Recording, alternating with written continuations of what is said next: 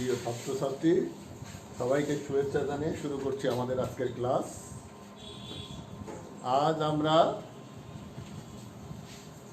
আমরা যেটা করব সেটা হলো এই আদর্শ গ্যাস ও গ্যাসের গতিতত্ত্বের কিছু সৃজনশীল অঙ্ক আমরা করব, যেটা বিভিন্ন বোর্ডে আসছে, সেগুলো একটু দেখাবো তোমাদের।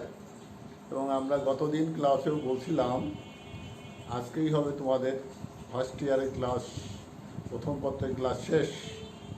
ফার্স্ট ইয়ার না, ঠিক প্রথম পত্রের ক্লাস আজকে আমরা শেষ করে দেব। আগামী দিনে আমরা দ্বিতীয় পত্রের ক্লাস শুরু করব, তবে আমরা ক্লাস শেষে সে সম্পর্কে বিস্তারিত তোমাদের বলবো।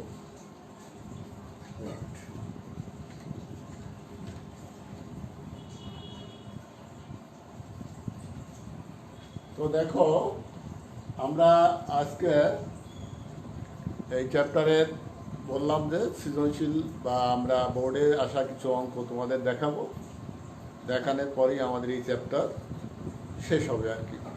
তো দেখো, আমরা যেটা করাইতেছি সেটা হলো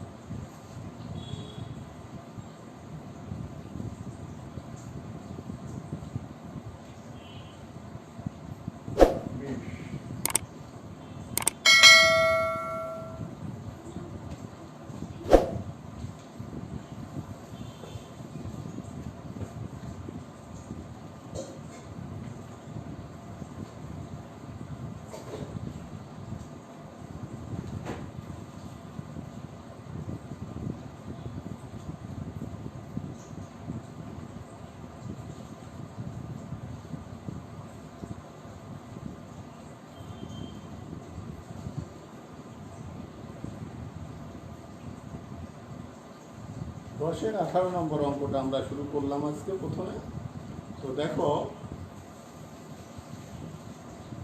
এখানে আমি অঙ্কটা পড়ি। বায়ুপূর্ণ একটি বেলুনকে একটি হ্রদের তলদেশে 40.81 মিটার গভীরতায় নিয়ে যাওয়ায় সেটি 1 লিটার আয়তন ধারণ করল। হ্রদের তলদেশে বেলুনের আরও 1 লিটার বায়ু প্রবেশ করিয়ে ছেড়ে দেওয়া হলো।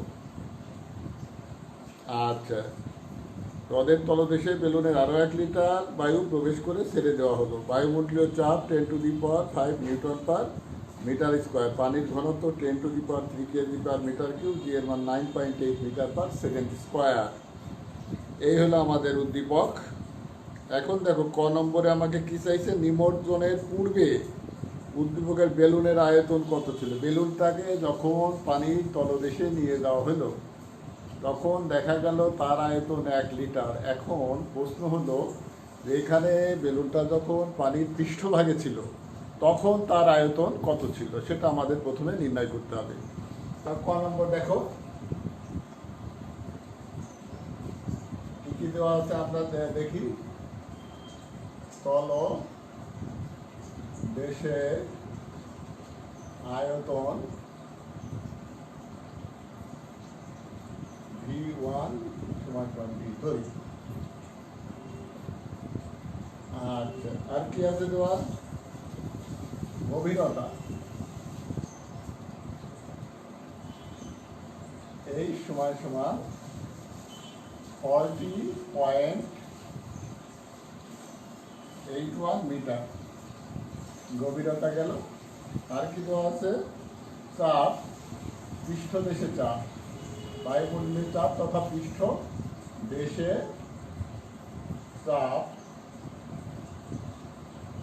V2 10⁵ newton per metre square.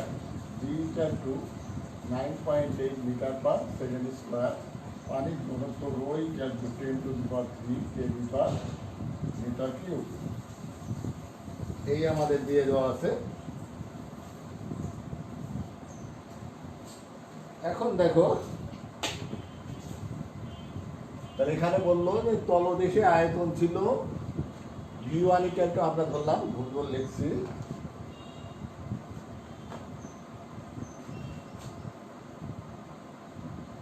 দেওয়া আছে তলদেশে V1 হলো 1 লিটার।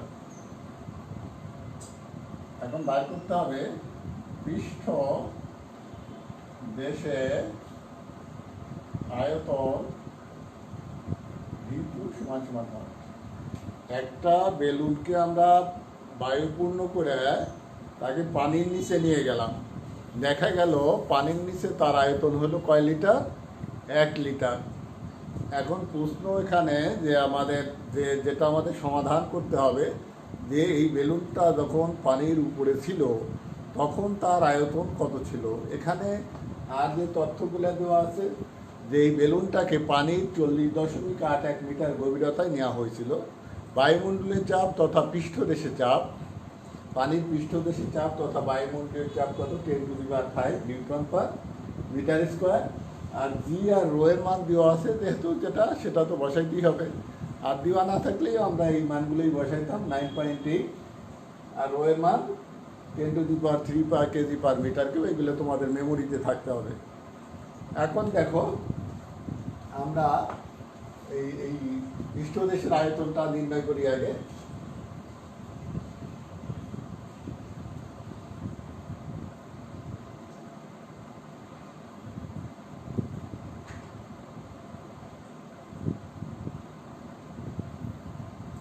V2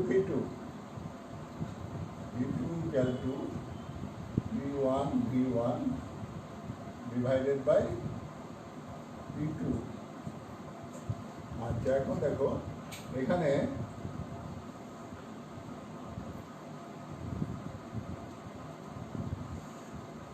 V2 মানে কি?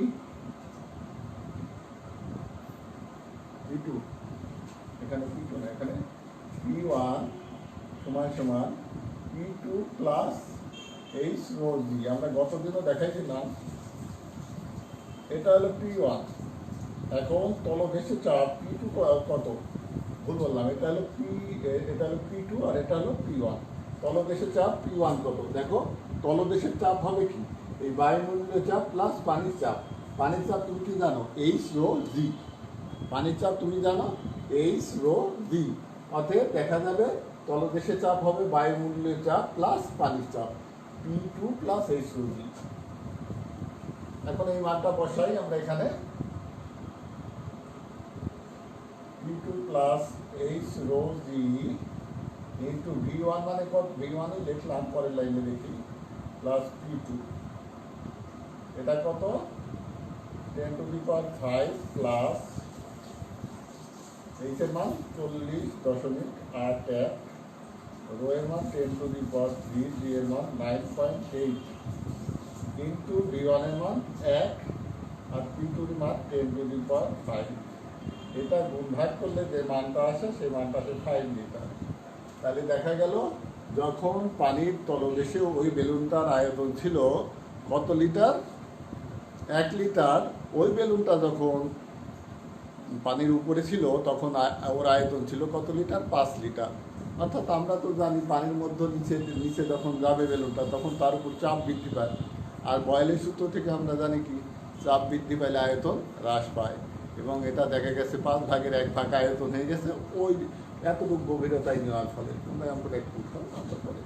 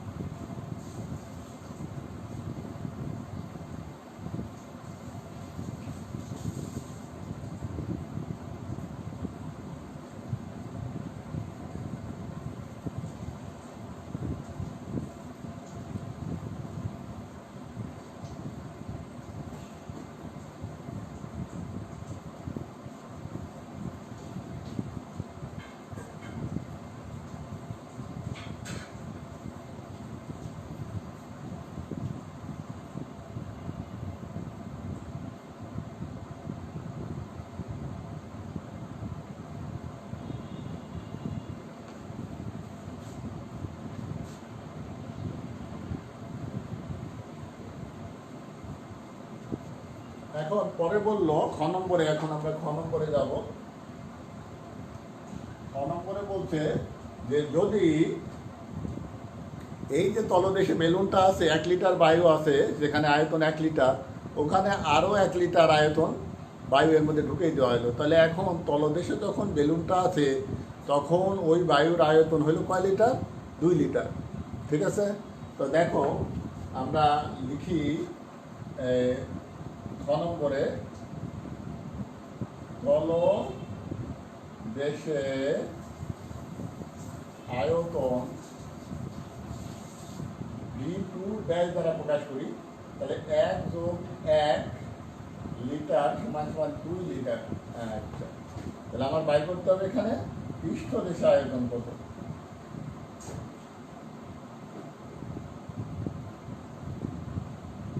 V1 dash. তাহলে এখানে শুধু আয়তনেরই পরিবর্তন হয়েছে, আরগুলো যা আছে উপাদান সব ঠিক আছে, চাপও ঠিক আছে, গভীরতাও ঠিক আছে, ঘনত্বও ঠিক আছে, সব এক। আমরা আবার লিখি, আবার P1 V1 dash equal two P2 V2 dash. এখন দেখো আমরা কার মান বার করবো? V1 dash equal two P2 V2 dash equal two P1।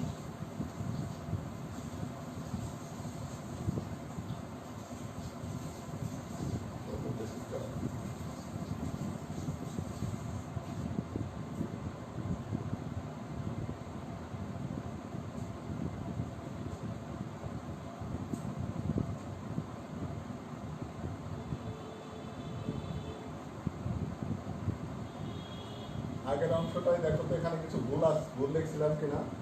P1 V1 equal to কত? P2 V2। এটা ক নম্বরের অংশটুকু একটু খেয়াল করো, হয়তো আমার ইটা উল্টা পাল্টা হইতে পারে, আমি একটু চেক করে দিতেছি। তাহলে আমার বাইর করতে হবে কি, এই কিসের মান আমরা তখন বাইর করছিলাম? V1 এর তলদেশে হয়তো V2। V2 ঠিক আছে, ঠিকই ছিল। আচ্ছা, ঠিকই ছিল ওটা। তা এখন দেখো আবার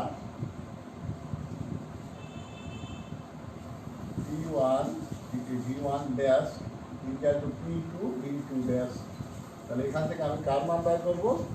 তলদেশে আয়তন, এখানেই ভুল লিখছি, তলদেশে আয়তন V1 ড্যাশ, আর এটা V2 সমান সমান, এটা কারেকশন করো। এখানে লিখতে আমরা একটু ভুল করছিলাম, উল্টে গেছিল। তলদেশে আয়তনকে আমরা 1 দ্বারা প্রকাশ করছি, তাহলে V1 হলে এটা V1 ড্যাশ, আর এটা V2 হলে পৃষ্ঠদেশে V2 ড্যাশ। তাহলে এখন V2 ড্যাশ সমান সমান P1 V1 dash divided by P2। এখন P1 সমান সমান তো আমরা ওই জায়গায় লিখছি P2 plus H rho G into V1 dash divided by P2। P2 হলো কত? 10 টু দি পাওয়ার 5, 40.81,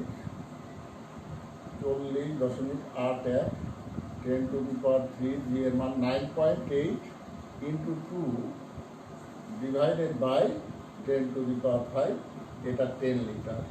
তাহলে এখন দেখো বলতে প্রশ্নটা এরকম, বেলুনটা যদি আরও 1 লিটার বায়ু এর মধ্যে ভৈরা ছাইড়ে দেওয়া হয়, এখন এটা যদি উপরের দিকে উঠতে থাকে, উপরে ওঠা পর্যন্ত সে অক্ষত থাকবে কিনা, বেলুনটা অক্ষত থাকবে কিনা। এখানে আরেকটা জিনিস বলে দেওয়া আছে, বেলুনের সর্বোচ্চ ধারণ ক্ষমতা, অর্থাৎ বেলুনকে তো অফুরন্ত বাতাস দিলে সে তার টিকবে না, একসময় ফেটে যাবে, তাই না? তাহলে তার ধারণ ক্ষমতা হলো 9 লিটার বায়ু, সে 9 লিটার বায়ুকে ধারণ করতে পারে। কিন্তু এখানে দেখা গেল যখন সে পৃষ্ঠদেশে উঠবে তখন তার আয়তন দরকার কত? 10 লিটার। কিন্তু দেখা গেল 10 লিটার হলে বেলুনটা কী হয়ে যাবে? ফেটে যাবে। অর্থাৎ পৃষ্ঠদেশে আস্তে আস্তে বেলুনটা ফেটে যাবে, অক্ষত থাকবে না, ফেটে যাবে। এই হলো আমাদের, এটা দেখো, তারপরে আমরা পরবর্তী অঙ্কে যাবো।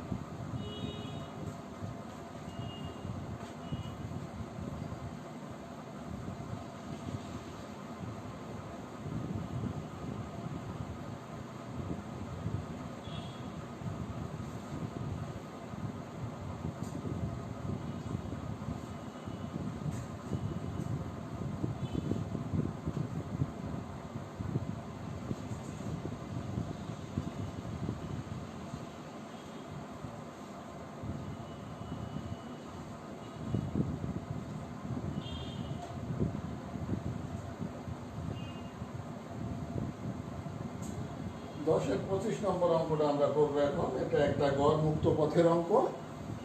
এটা একটা গড় মুক্ত পথের অঙ্ক। আমরা একটু দেখবো এটা। খেয়াল করো, অঙ্কটা আমি পড়ি। 10-এর 25 নম্বর। কোনো গ্যাস অণুর ব্যাস 3 × 10⁻⁻10 মিটার। এখন দেখো, গড়মুক্ত পথের ক্ষেত্রে অণুর ব্যাসকে আমরা কি দ্বারা প্রকাশ করি? সিগমা।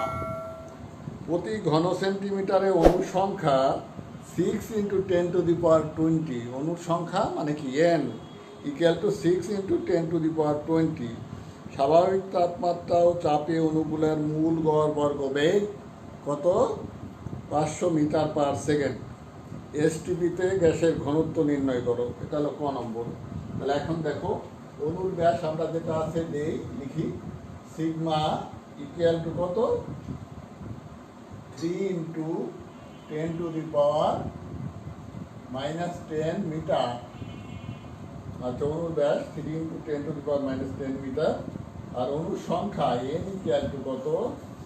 n = 6 × 10⁻20 পার ঘন সেন্টিমিটার। প্রতি ঘন সেন্টিমিটারে ঘনমিটারে কত হবে? 6 × 10⁻20 × 10⁻কত? 6 পার মিটার কিউব।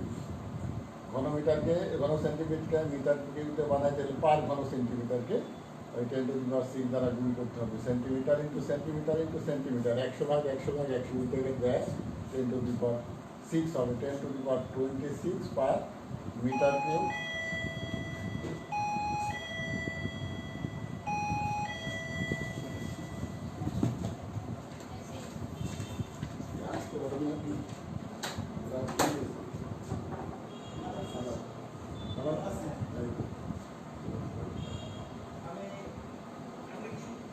হ্যাঁ, আমি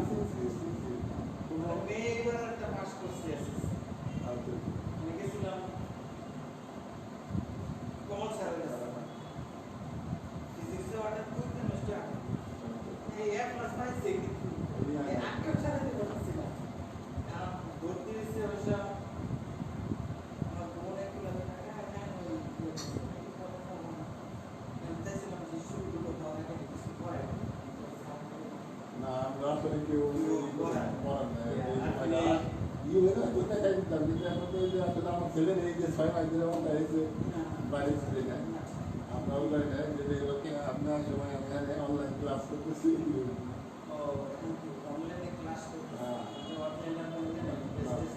না পড়ে নেই, পড়ে নেই।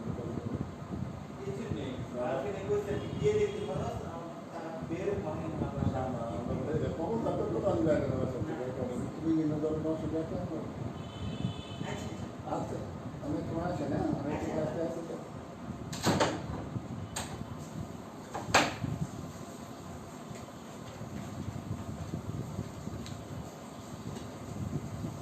সরি, আসলে গার্জিয়ান আসছিল, তার সাথে কথা বলতে যাই এই সমস্যাটা। তো দেখো, আমরা এখন আমাদের অঙ্কে যাই। 25 নম্বর না, 25। হ্যাঁ,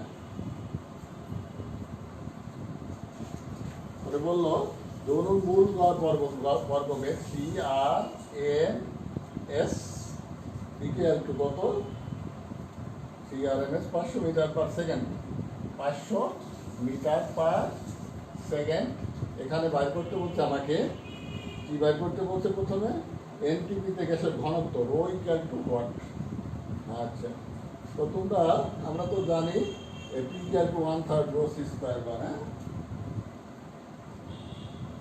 আমরা জানি এই অংশটুকু আগে পড়ি। তার ক নম্বর, আমরা জানি P = 1/3 ρc²। বা আদর্শ চাপ তো তোমার জানা আছে। P = কত? 1.013 × 10⁵ নিউটন/মিটার²। এখন দেখো, এখানে আমরা কি বলছে যে একটা অণুর ব্যাস আছে। আমি আবার একটু রিপিট করি। অণুর ব্যাস সিগমা = 3 × 10⁻⁻10 মিটার। প্রতি ঘন সেন্টিমিটারে অণুর সংখ্যা ছিল 6 × 10⁻20। প্রতি ঘন সেন্টিমিটার তো ছোট্ট একটু অংশ, আর ঘনমিটার তো তার চেয়ে কত গুণ বড়, লম্বায় 100 গুণ, দৈর্ঘ্যে প্রস্থে এবং আয়তনে প্রত্যেকটাই 100 গুণ বড়, তাহলে সেখানে স্বাভাবিকভাবেই আয়তনটা বেশি হবে এবং বেশি সংখ্যক গুণ ধারণ করবে। এবং কত গুণ বেশি? 10⁶ গুণ বেশি। তাহলে 6 × 10⁻26 হলো। আর কি আছে? CRMS ভ্যালু ইকুয়াল টু এত। তাহলে এটা বার স্কোয়ার না দিয়ে এখানে লিখবো আমরা CRMS স্কোয়ার।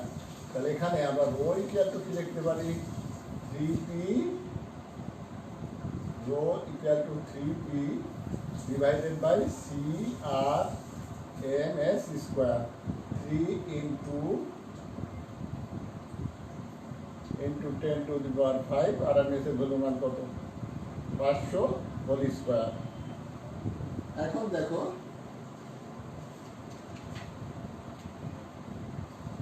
যে মানটা এখানে পাওয়া গেল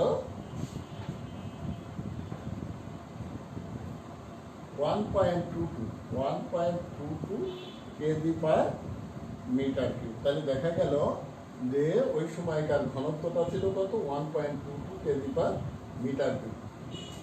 এটা একটু দেখো তোমরা, আমরা তার পরবর্তী অংশে যাবো।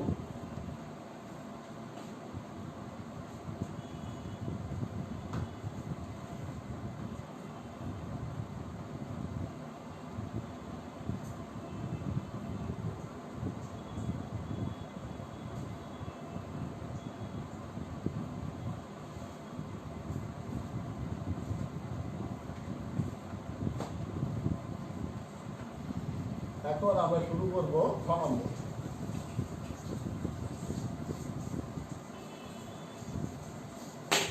6 নম্বরে কি বলে? ওটা পড়ি, একটু শোনো। 6 নম্বরে বলতেছে যে উদ্দীপকের তথ্য থেকে প্রতি সেকেন্ডে সংঘটিত সংঘর্ষের সংখ্যা কোন ক্ষেত্রে বেশি হবে? ক্লোসিয়াস ও বোল্টম্যান পদ্ধ সমীকরণ ব্যবহার করে তুলনা করো। দুইটা সমীকরণ ব্যবহার করতে হবে, একটা ক্লোসিয়াস আর একটা হইল বোল্টম্যান। এখন দেখো আমরা প্রথমে আমাকে এখানে কিন্তু মোট ধাক্কার সংখ্যা বাইর করতে বলে নাই, প্রতি সেকেন্ডে ধাক্কার সংখ্যা কত হবে সেটা আমাকে বাইর করতে হবে। তো দেখো আমরা ধরলাম এই অণুগুলো এল দূরত্ব অতিক্রম করে, আবার এন সংখ্যক ধাক্কা দেয় টোটাল অণুগুলো। তাহলে এন ইকুয়াল টু কত? তুমি তো জানো lambda equal to S by N. Lambda equal to S by N, অতিক্রান্ত দূরত্ব বাই ধাক্কার সংখ্যা। এখন lambda equal to S by N, তাহলে N equal to S by lambda. আমরা তাহলে পাই গেলাম N equal to S by lambda. এখানে এস এর পরিবর্তে আমরা দৈর্ঘ্যটাকে ধরলাম কি? এল। অর্থাৎ এই অণুগুলা কতটুকু দৈর্ঘ্যের মধ্যে ছোটাছুটি করতেছে? এল দৈর্ঘ্যের মধ্যে ছোটাছুটি করতেছে। এখন দেখো প্রতি সেকেন্ডে যদি হয়, প্রতি সেকেন্ডে ধাক্কার সংখ্যা আমরা ধরলাম N dash equal to N divided by P. N এর মান কত? L by lambda into T. L by lambda, L by T, দৈর্ঘ্য বাই সময় ইকুয়াল টু টি। এটাকে আমরা কি বলতে পারি? বেগ। তাহলে এটাকে কি লিখতে পারি? এখানে বেগকে কি দ্বারা প্রকাশ করছি? CRMS ডিভাইডেড বাই কত? T. V equal to L lambda N by lambda L. V equal to L by T. V equal to L by T. হ্যাঁ, এল বাই টি। ঠিক আছে। তাহলে দেখা গেল যে CRMS বাই ল্যামডা। তাহলে এই জিনিসটা আমরা লিখে রাখি, এটা আমাদের কাজে লাগবে। N dash equal to CRMS divided by কত? টি। এটাকে 1 নং সমীকরণ দিয়ে রাখো। আমরা রাখলাম। এখন আমরা ক্লোসিয়াস পদ্ধতিতে মানটা বাইর করবো। তাহলে দেখা গেল আমরা ল্যামডার মান আগে বাইর করি। ল্যামডার মান বাইর করতে পারলেই তো, এটা ভুল লিখছি, এটা CRMS by lambda. CRMS by lambda, কারণ L by T equal to কত? CRMS। দৈর্ঘ্য ডিভাইডেড বাই সময় ইকুয়াল টু বেগ। তাহলে এখন দেখো আমরা ক্লোসিয়াসের পদ্ধতিতে যদি আমরা এসের মানটা বাইর করি, ল্যামডা সি ইকুয়াল টু কত? 1 divided by N pi sigma square. তাহলে 1 ডিভাইডেড বাই এন এর মান কত?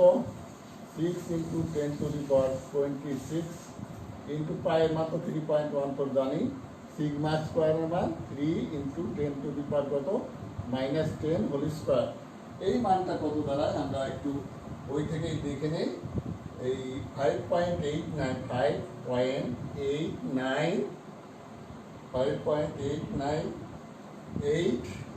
ইন্টু 10 টু দি পাওয়ার কত -9 মিটার। তাহলে এখান থেকে 1 নম্বর সমীকরণ হতে পাই, কি সমান সমান এই যে এন ড্যাশ ধাক্কার সংখ্যা, এন ড্যাশ ইকুয়াল টু কত CRMS by lambda C, CRMS divided by lambda C. CRMS এর মান কত 500 ডিভাইডেড বাই ল্যামডা সি এর মান কত 5.898 ইন্টু 10 টু দি পাওয়ার কত -9।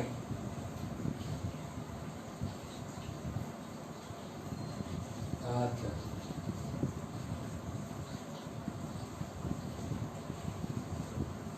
ল্যামডা সি এন সি দেখেন, আচ্ছা মানটা হচ্ছে 8.48 ইন্টু 10 টু দি পাওয়ার কত না 10 টু দি পাওয়ার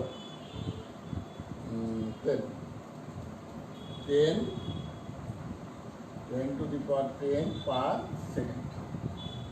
তাহলে দেখা গেল আমরা যে ক্লোসিয়াস পদ্ধতিতে ধাক্কার সংখ্যা নির্ণয় করলাম সেটার মান দাঁড়াইলো 8.48 into 10 to the power 8 per second.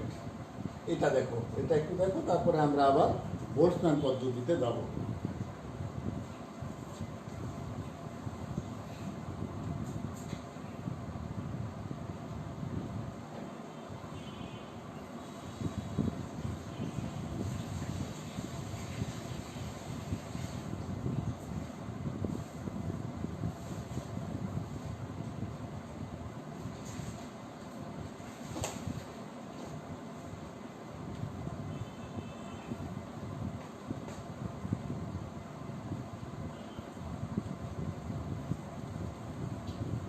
এখন দেখো আমরা বার করবো ল্যামডা বি। ল্যামডা বি সমান সমান b divided by 4 n pi sigma square, 3/4 into ওই সংখ্যা তো একই 4, n এর মান কত 6 into 10 to the power 26 3.14 into sigma square হলো 3 into 10 to the power -10 whole square. এইটা গুণ ভাগ করলে যে মানটা দাঁড়াইলো আমাদের, এই মানটা দাঁড়াইছে তোমার 4.42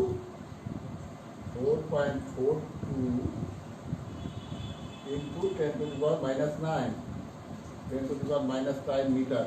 তাহলে এখানে সেই আগের মতনই এটাকে n ডাবল ডাই ধরো, যে সি এটা হলো CRMS ডিভাইডেড বাই ল্যামডা বি 500 divided by 4.42 into 10 to the power -9। এটার মান দাঁড়াইল তোমার 11.3 ইন্টু 10 টু দি পাওয়ার 10 এতটি পার সেকেন্ড। আর আগে ল্যামডা সি ইকুয়াল টু কত দেখছিলাম, ল্যামডা এন ড্যাশ ক্লোসিয়াসের পদ্ধতিতে এন ড্যাশ এন এটাকে এন বি ড্যাশ, তাহলে এটাকে এন সি ড্যাশ করো। তাহলে কত দাঁড়ালো, এটার মান ছিল ল্যামডা সি এর মান ছিল আমাদের 8.48 into 10 to the power 10 per second. তাহলে দেখো কোনটা বেশি, এটা হলো lambda B 11.3 into 10 to the power 10 per second. আর ল্যামডা এন সি এটা হলো বোল্টজম্যান পদ্ধতিতে ধাক্কার সংখ্যা, এটা হলো ক্লোসিয়াস পদ্ধতিতে ধাক্কার সংখ্যা। ক্লোসিয়াস পদ্ধতিতে ধাক্কার সংখ্যা কত 8.48 ইন্টু 10, তাহলে কোনটা বড়, ল্যামডা বি বড়। তাহলে N B dash is greater than N C dash. অর্থাৎ বোল্টজম্যান পদ্ধতিতে আমরা হিসেব করে দেখলাম ধাক্কার সংখ্যা বেশি, আবার ক্লোসিয়াস পদ্ধতিতে হিসেব করলে ধাক্কার সংখ্যা কম হয়। দেখো একবার